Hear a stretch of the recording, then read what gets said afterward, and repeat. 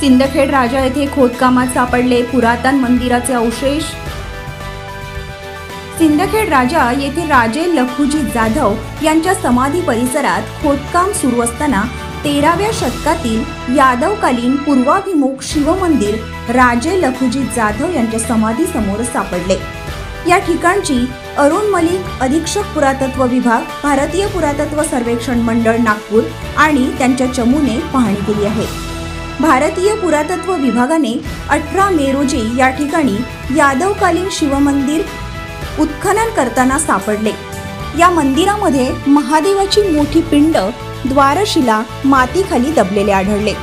आणखी खोदकाम केले असताना हे मंदिर मोठ्या दगडाने बांधलेले असून मंदिराखाली दगडी फरशी टाकलेली दिसून येत आहे।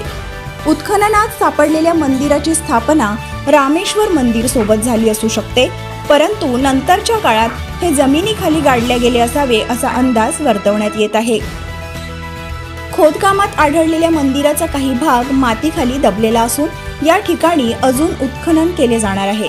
उत्खनन पूर्ण झाल्यानंतरच या मंदिराची रहस्य लोकांसमोर येणार आहेत। भारतीय पुरातत्व विभागाच्या नागपूर येथील सर्वेक्षण अधिकारी सविस्तर या ठिकाणची पाहणी करून माहिती घेत आहेत व याबाबत सविस्तर तपासणी करून याविषयी माहिती देणार आहेत।